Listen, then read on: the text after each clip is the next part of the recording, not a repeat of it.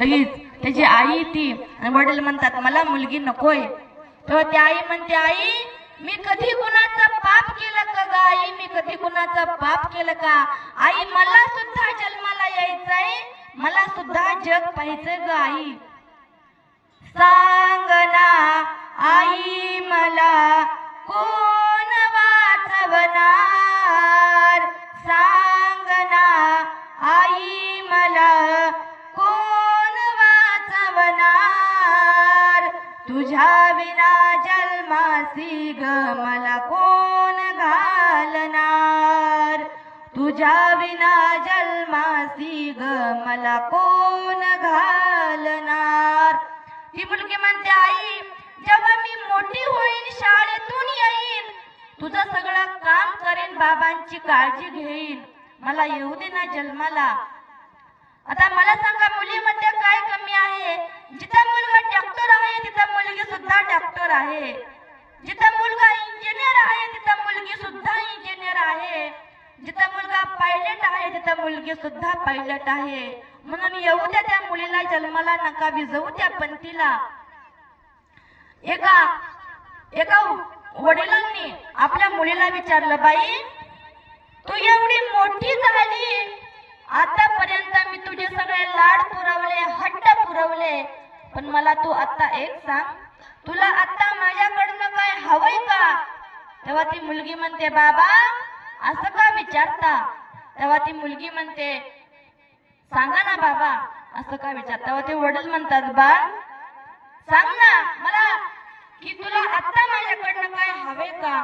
तेव्हा ती मुलगी म्हणते बाबा मी आतापर्यंत एवढी मोठी झाले, तुम्ही माझे सगळे लाड पुरवले, हट्ट पुरवले, पण तुम्ही मला एक गोष्ट सांगा मी तुम्हाला कधी रडवले का?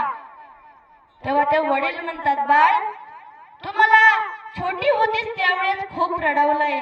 तेव्हा ती मुलगी म्हणते का रडवलंय? तर ते वडील म्हणतात बाई तू ज्या वेळेस लहान होती तुझ्या पुढे मी 2-3 खेळण्या ठेवल्या, मला वाटलं की त्याच्यामध्ये तुझ्या एखादी आवड निवड असू शकते, पण तू त्या 3ही वस्तू समजा खेळण्या बाजूला केल्या आणि अलगद माझ्या मिठीमध्ये येऊन बसलीस.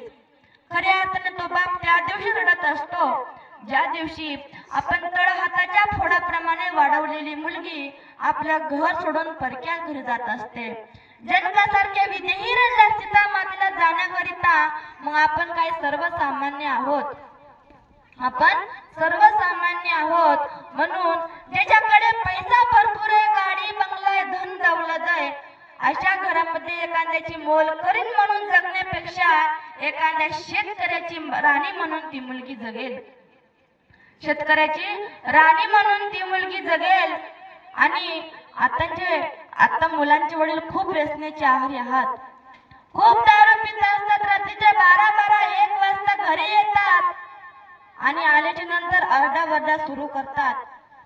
त्यांना बायको कळत नाही, आई वडील कळत नाहीत, लेकर बाळ कळत नाहीत, मारतात, शिव्या देतात, जीवनामध्ये येऊन काय करता?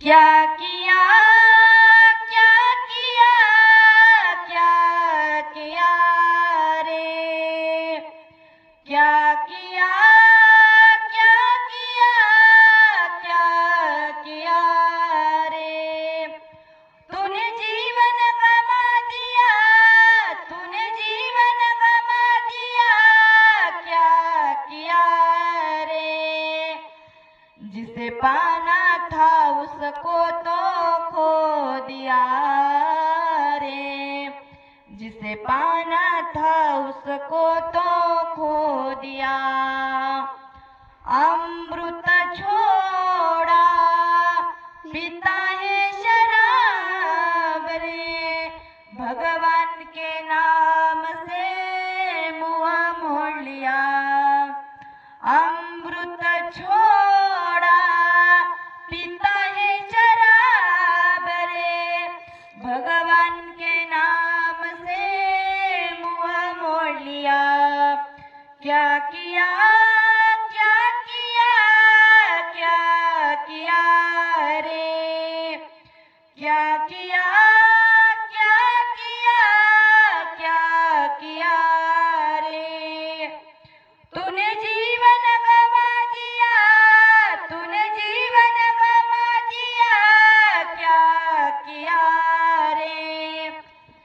जिसे पाना था उसको तो खो दिया रे, जिसे पाना था उसको तो खो दिया. इतकं व्यसन वाईट आहे महाराज, इतकं व्यसन वाईट आहे. एके दिवशी 12 ते 1 वाजता व्यसन करून आल्याच्या नंतर बायकोला मारलं.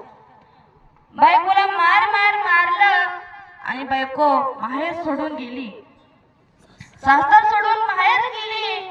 आणि गेल्याच्या नंतर त्यांचे भांडण झाले, लेकरा बाळ पडले, अनाथ पडले. त्यांना आई झाली नाही, त्यांना परत आई भेटली नाही. ते वडील त्यांची काळजी घेत नव्हते. ते मुलीला वाटायचं की आपण कधीतरी आपल्या आईकडे जावं, तिला भेटावं, पण ते वडील जाऊन देत नव्हते महाराज. ते लपून छपून आपल्या आईला फोन करायची, पण ती आई काय तिच्याकडे येत नव्हती. ती आई काय तिच्याकडे येत नव्हती. जे काय चुकीचे असतील ते माझ्या अल्पबुद्धीचे दोष समजा, आणि जे काय बरोबर असतील ते गुरुवारांचे समजा.